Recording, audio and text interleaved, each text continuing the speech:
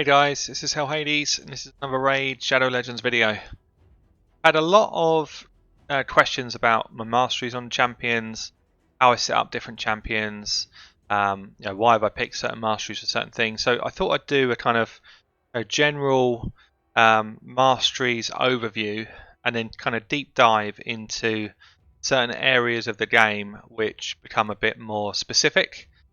I think the best way to do that is I'm going to kind of take you through general top tips of masteries, and then I'm going to take you through how I gear people, or how I sort of set masteries for different areas of the game.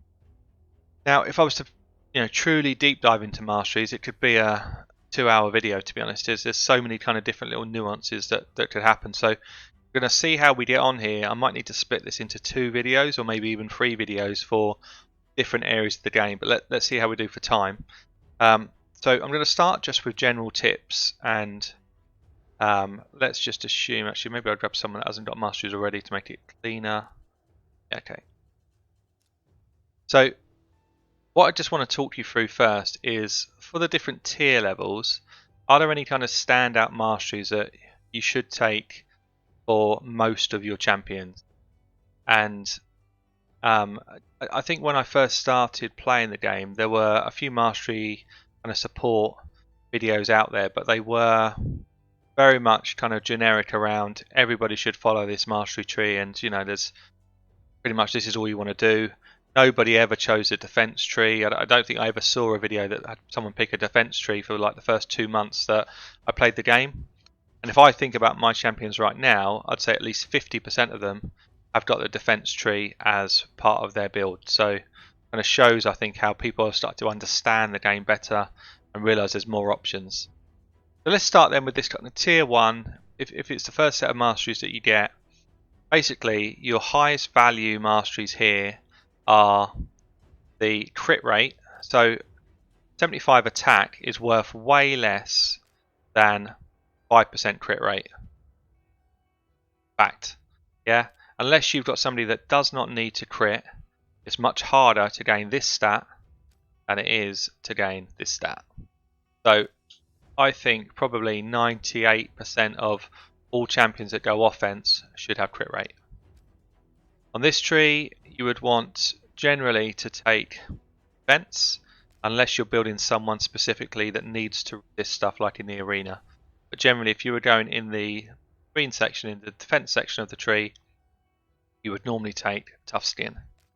And in this section, again, it's much harder to gain enough accuracy than it is to gain enough health. And accuracy, unless you've got somebody that's got no debuffs in their kit, accuracy would always be a better option. Now, all of that said, it also depends on where you go next. And, different sort of champions need different things.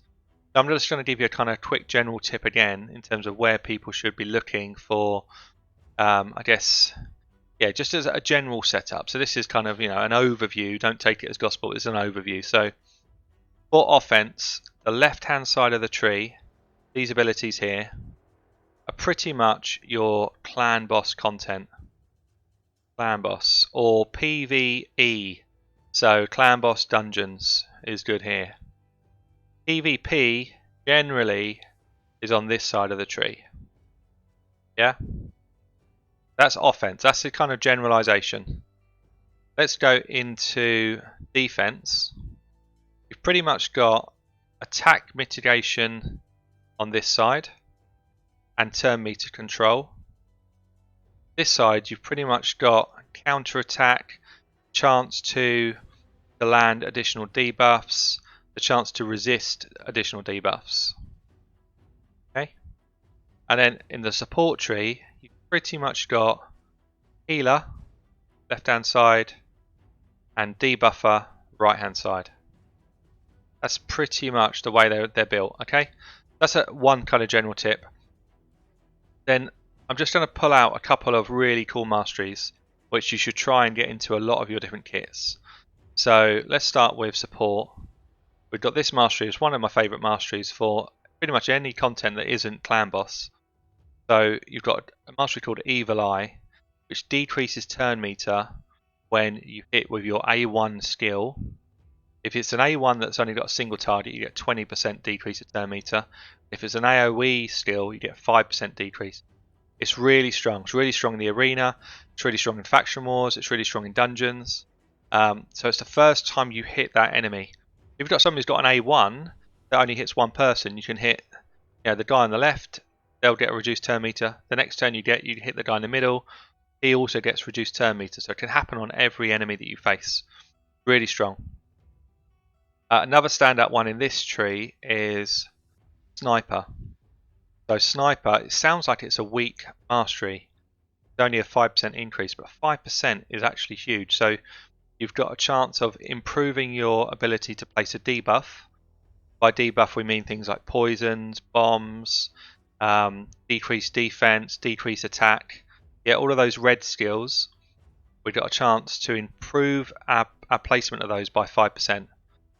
It also improves the chance that an artifact set will hit the proc by 5%, but it excludes things like stuns and provokes. So this is it's so I mean basically I'd say it's more around skills and artifacts for me. There's a lot of the better artifact sets it excludes, but still it's a really strong ability and it's one that you should get into most builds. The other two I'd call out from support. In terms of the defense tree, I'm probably just going to call out, I'll call out two again. So there's two on the 5th tier here, one of which is called Cycle of Revenge. So 50% chance of increasing turn meter by 15% when someone on your team is hit with a crit. Really good in the arena, actually really good in a lot of the, again, PvE content. Okay. And then we've got Counter Attack, it's called Retribution. Basically it's a 50% again chance to counter attack when this champion loses 25% of their max HP.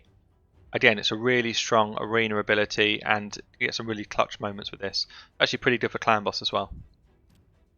And then if I go into offense, I just want to call out a couple of abilities. So I think this is probably, in terms of the cheaper set of skills, this is my favourite one. So 30% chance of decreasing the cooldown of a random skill by a full turn if the damage inflicted by a skill exceeds 30% of an opponent's HP. So again, all of the kind of, basically any content this is super relevant for. It's really good. And then the two which people should definitely know about, War Master. So War Master is a requirement of Clan Boss. So you either pick War Master or Giant Slayer. War Master is for people that hit with an A1 that's got a single hit or a double hit, generally. And basically you've got a chance of doing a percentage of the max HP in an attack in addition to your normal strike. So this is where a lot of damage comes from on Clan Boss for people that have got an A1 with a single or a double hit. And then we've got here Giant Slayer, basically the same ability, but it's for people that have got an A1 with multiple hits. So you have a reduced chance of it landing, but it can land on every strike, whereas War Master can only land once per turn. So with this one, if you've got somebody who's got an A1 which hits 3 or 4 times, then this is a really great ability. So you can just do sort of multiple hits of max HP attacks. So these two are must-haves for Clan Boss.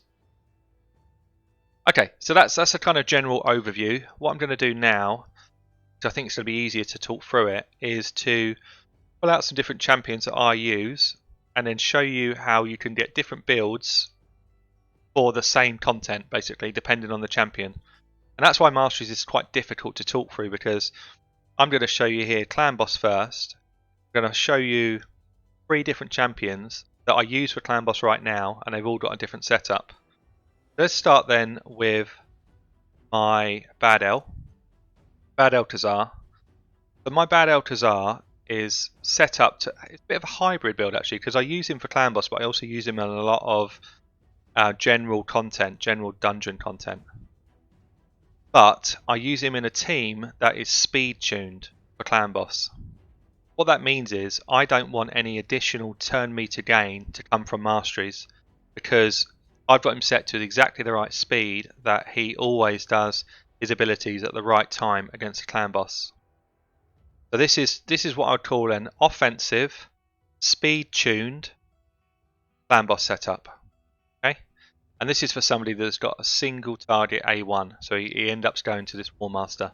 But for me, this is a kind of standard build for clan boss. So you go diagonal down and then straight down for single hit for War Master.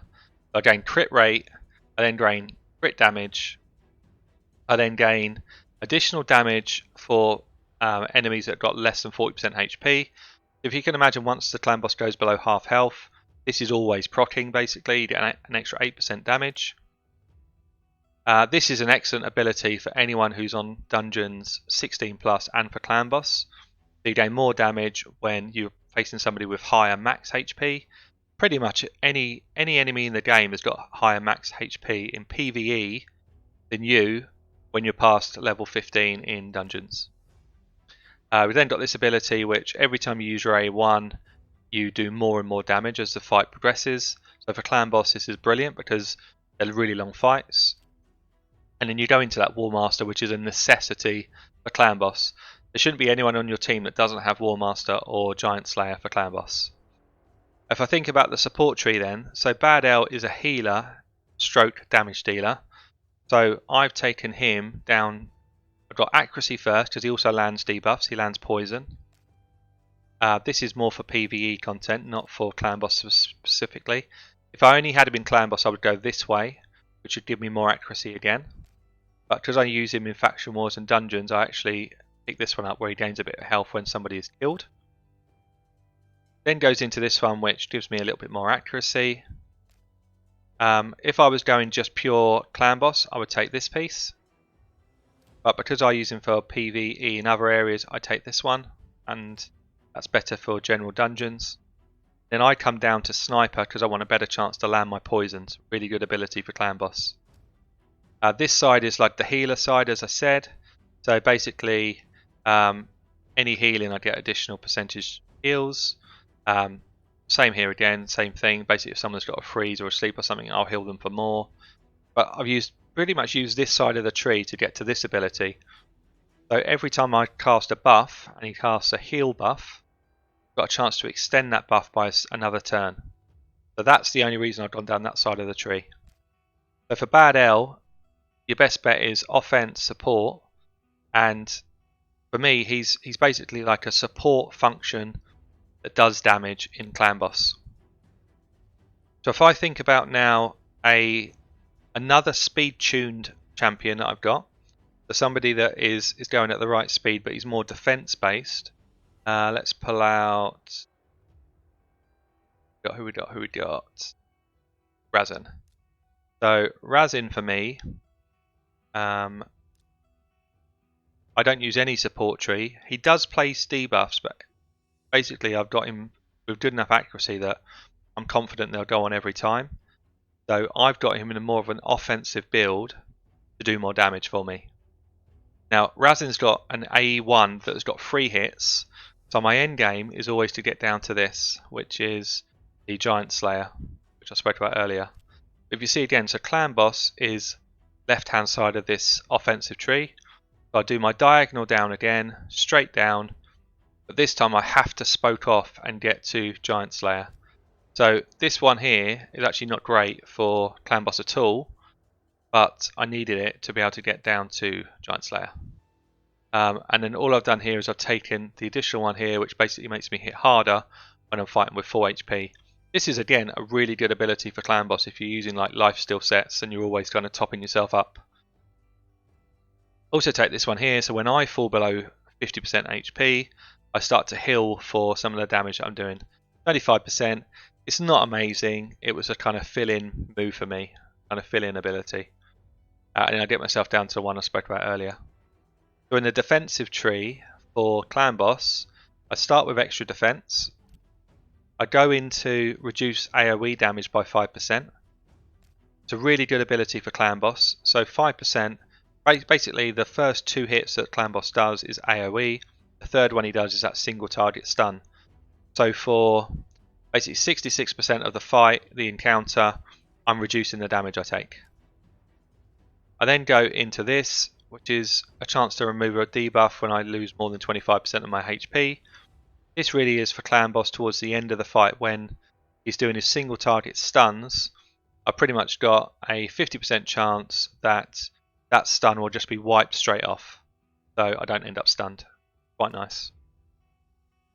I then go into this one, which basically reduces the damage I take from one particular enemy.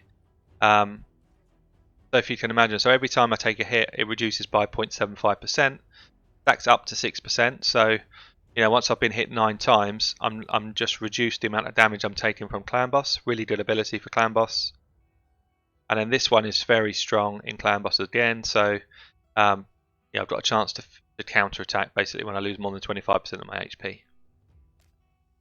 Now this is a defensive setup for a speed-tuned team in Clan Boss.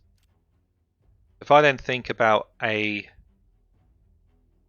basically an offensive build for Clan Boss, if I'm not speed tuning. So the difference with speed tune and not speed tune, I'm getting my guys to go exactly the right speed to beat the Clan Boss, and you usually use it if you've got a counter attack champion in your lineup, because you get the most benefit from having that counter attack up. If you don't have the counter attack champion, or if you're just trying to go as fast as you can, this is the alternative. So with Netheril is a free hit A1. So we do our diagonal down, diagonal across, get myself Giant Slayer. That's pretty standard. Throwing that one in there again so that I do more damage when I'm attacking with full HP. But this for me is a pretty standard Clan Boss build. This side is where you start to gain speed. That's why I say this one is not speed tuned. This is all out speed. The main difference is this ability here. So Arcane Celerity, you get a 30% chance of increasing your turn meter by 10% every time a debuff you cast is removed. So every time Netheril lands a poison and it drops off the Clan Boss, I've got a 30% chance of increasing my turn meter. It's really good for somebody where you want to go faster. That's one I've spoken about already.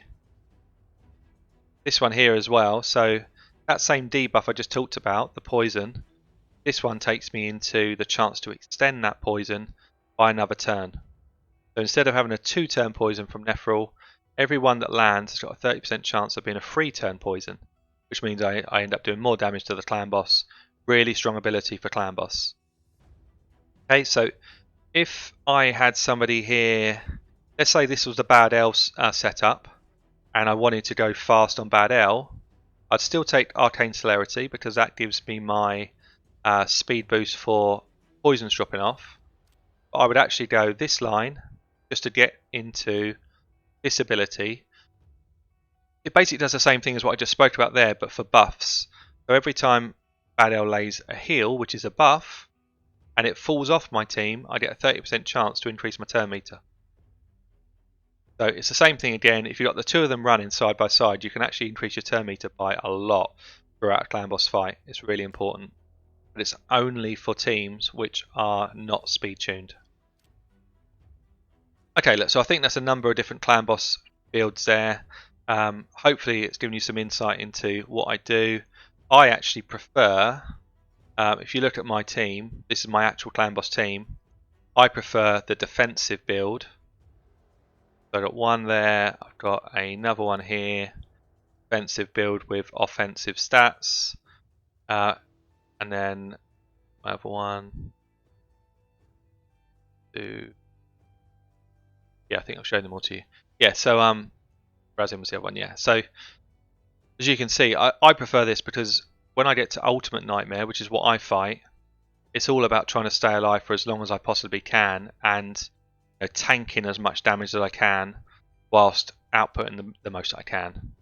Whereas when I was playing early game, I was more about going fast, so I was using a lot of somebody like an Apothecary. Let's just get out quickly, show you. And it was, for me, it was about running as fast as I could and getting as many poisons stacked up as I could win the fight. So his was definitely a kind of speed built comp. I got that one I just said there about for the Bad L. So this is about him going quicker. This is about trying to extend the speed buff he does. So it really is champion by champion, but you can see there's a lot of similarities in the builds that I do. clan boss. So that's clan boss. I think the next section would be fun to talk about would be PvP. The PvP, again, you've got so many options and they're kind of champion dependent. But I just want to talk you through a kind of couple of different choices that I use. And I'm going to start with a damage dealer that needs to land debuffs that I want to be fast. Okay, so in terms of his mastery setup, you pretty much got two choices with somebody that you want to do damage for a arena guy. You either go end up at Helm Smasher, which will do the most damage of any mastery in the game for PvP, but it's a 50% chance to proc, so you're relying on RNG. But basically, you ignore defense with this skill. So, ignoring defense, on top of potentially a defense down already being on, this can hit really, really hard. The other option is to come down into Flawless Execution and gain an extra 20% crit damage, which is pretty strong as well. So I'll show you a different build with that in it soon. But yeah, this one, so I actually follow a similar tree here because a lot of these abilities still stacked well with damage. I'll show you a different one. So Gurgoh for me is an offensive. He's basically an offensive setup for me. So I'm using him to set up my actual nuker. He's not my nuker. So what I'm doing is I'm taking abilities which will enable me to hit hard for my first hit. I also got this here which will reduce the cooldown of a steal sometimes, which is really important because the whole point of his setup is that he can freeze somebody. And I want that freeze to be available as many times as possible. And I also want to follow the freeze up with a nuke. But potentially what I do is I single target kill one person. And then because he's PvP, kind of on the right hand side of this tree, so accuracy, accuracy, accuracy, that's really important in his build. Chance to speed up if the freezes drop off. Sniper is, Evil Eye is really important for PvP. Single targets reduces someone's turn meter. And then this is it's actually there. This is actually irrelevant. There's nothing else I could have taken here. It's worth taking because this doesn't improve his freeze, and that's the only skill he's got. That's actually a completely redundant ability for him. But yeah, so that's an offensive support, and for me, I call that the setup. So he's part of my setup for arena. So if I go from the setup to the nuker, the difference for these are. For my nuker, I'm much more down the right hand side of the tree. So I still start with crit rate, crit damage. I then come this way to increase my damage when attacking with 58% HP or less. That's really effective on someone like a Skullcrown that becomes unkillable. She's often finding herself at low health. So whenever she's low health, she does more damage. This is extremely effective for a nuker. So you do 8% more damage the first time you hit an enemy. You've got someone doing an AoE nuke, bang, you hit them for 8% more because of this ability. It's really strong. That one we talked about. This one's nice as well. So basically you do 4% more damage for each debuff that's on you. If they manage to come at you and land, decreased defenses, weakens, all that type of stuff, actually you just go back on them and nuke them harder. And then this is the Flawless Execution, so I've gone with this one for the consistency of damage, 20% more crit damage. And then for Skullcrown, I've got a defensive secondary set, mainly because I want this ability. So if she takes a whack, she counterattacks. Her counterattack is an AoE, and it really hurts. This is more of a nuker build. So if I think then about the type of teams that I run, and this is where you get real diversity in PvP. So I run some tank type builds to be disruptive or offensive. So if I take my Warlord for example, the Warlord for me is a healer tank. So this mastery setup here, I've gone left hand side of the support tree for the healer setup, and then I've gone defense tree right down to increase resistance for the tank setup. So Warlord for me is a healer tank. Yeah, I think I've talked about all of these abilities at some stage already. But you got more health, heals, shields, heals and shields. Increased turn meter when his buffs drop off. more stuff around heals and shields, and a chance to extend the buffs that he casts. All of this is really complementary to Warlord. And then this tree is resistance, reduce damage, reduce damage, reduce damage, turn meter gain, chance to counter attack, but I've only taken this one so I can get to this one, which is more resistant. So if you get more resistance in the arena, you've got less chance to be hit by debuffs, and I need this guy to not be slept or frozen and that type of stuff, because I need him to be healing my team. So Warlord for me is a tank, but it's like a support tank, healer tank. If I think about a different type of tank build, I've got Norog as a true tank. So he's an out and out defensive tank. Everything I've built here is around keeping him alive for as long as possible. More defense, reduce damage from AoEs, gain more healing and shields from your teammates, heal when we take somebody down, increase resistance if you get debuffs on you, counter attack, increase turn meter, more resistance. So this is about as tanky a build as I'm going to get. Maybe swap this one in for this one, might have been better. This is a really strong tank build, and then this is all set around reducing turn meter, laying my actual abilities on other people, increasing our own turn meter, and then kind of getting benefit from some of the sets that he's wearing. So he's a true tank build. And then we kind of got the next roll of the dice, which is an offensive tank. So my Altan is still really high defense, high resistance, but he's more offensive for me. Kicks out some damage. So I've taken defensive tree, which allows me to reduce damage. So got ones like this, which help him heal when the enemy are healed. Reduce damage from AoE. Yeah, all the ones I've spoken about already. And you see here, I've kind of done a blend of right side and left side to make him eventually get this Helm Smasher, which can really nuke an opponent. Altan benefits from that because he's got just a very offensive kit, albeit he is a tank. So I think that's probably enough for PvP.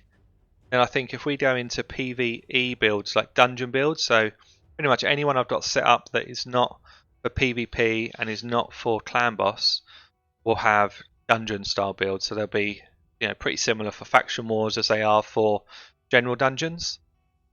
And I've got someone like Blind Seer would be a good example. Blind Seer is a good example actually because she is a support character that I still want to do a bit of damage with. So she's a healer, so she needs to improve shields, improve turn meter, reduce enemy turn meter, and I want her to land her reduced turn meter. She's got sniper. And on this side, I still want to go kind of like a clan boss setup, because actually the enemies that I take on in the higher level dungeons have all got really high HP.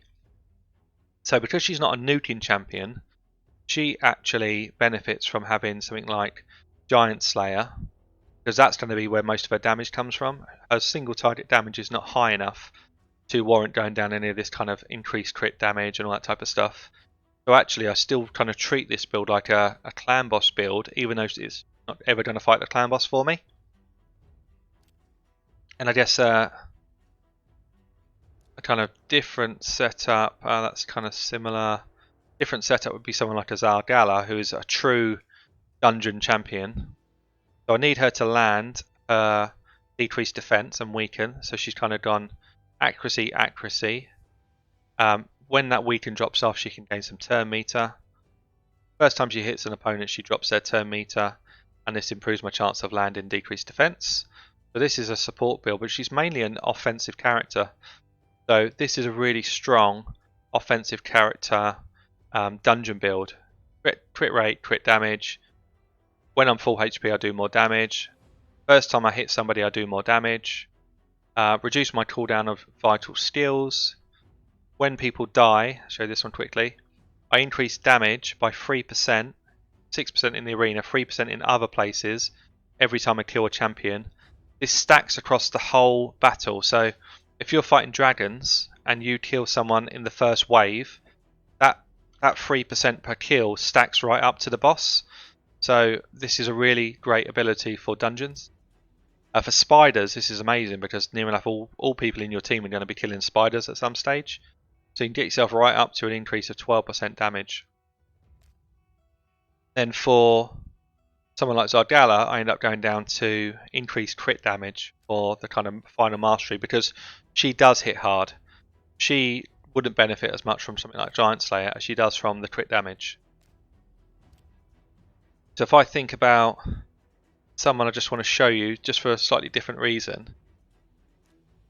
I said that you'd kind of get a chance to increase your turn meter on this ability when a debuff you cast is removed or expires. So, good reason why someone like Tomb Lord would have it. One of his skills, this one. So, it attacks one enemy, has a 70% chance, which you can book up to 100, of placing 2 poisons on the enemy for 1 turn. If it's critical, it places 4 poisons for 1 turn. Now, the real key point in here is it's for 1 turn. So actually, as soon as the enemy has their turn, there's a chance that that mastery gives you 10% turn meter 4 times. 4 poisons drop off, you've got a chance of earning another 40% of your turn meter back straight away. Yeah? So it's 1 turn, so you get it back straight away. Whereas if you've got somebody that lays poisons for multiple turns, so Bad Elf for example, his poison lays the buff for 2 turns. So you don't get any of that turn meter gain back straight away, you have to wait another full turn before you got a chance. So when you're kind of choosing that ability, it's just worth bearing in mind how kind of many turns these buffs or debuffs last for. Now another good example is Mausoleum Mage, but in the defensive state. So he's got one ability that casts 3 buffs. One of those buffs lasts for 1 turn. The other 2 buffs last for 2 turns. So if you were to pick up this mastery, it's kind of the opposite of the one I just spoke about. You get your 30% chance to increase your turn meter by 10% when buffs drop off. Well, there's a chance that the first set of buffs that last for 1 turn will be dropping off almost straight away. Then the second set of buffs will drop off on the following turn. So that sort of ability on a guy like this is huge. Now he's got 3 abilities cast across a team of 4 or 5. You know, the turn meter gained as they drop off is massive. So it's really strong for someone like him. And I guess one other one that I'd just like to show you for kind of that nuke sense. So this is about as high a nuke champion as I'm going to get. Royal Guard. See here, he's kind of over 300% crit damage, high crit rate.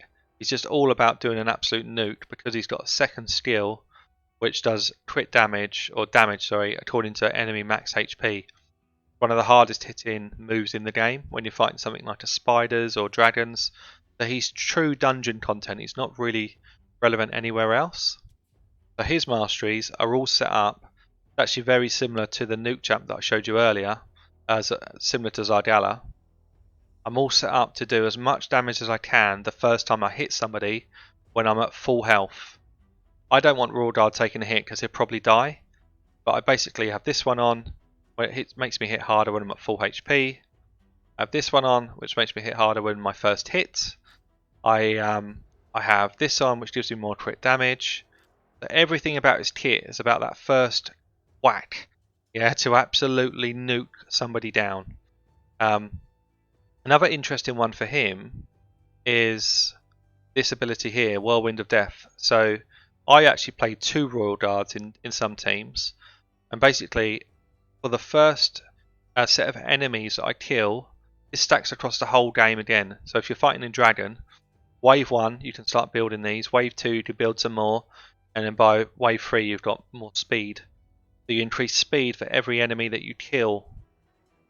Now why that's quite good is that I can get my first Royal Guard to nuke a wave and gain his speed. He then speeds up to be quicker than my second Royal Guard, and then my second Royal Guard nukes the second wave and he gains the speed, which means that when I get to the dragon, both of my Royal Guards have both gained 18 speed throughout the fight. I couldn't do that because they would go in sync if this ability wasn't there. So it's just quite interesting the way this can be used to your benefit. I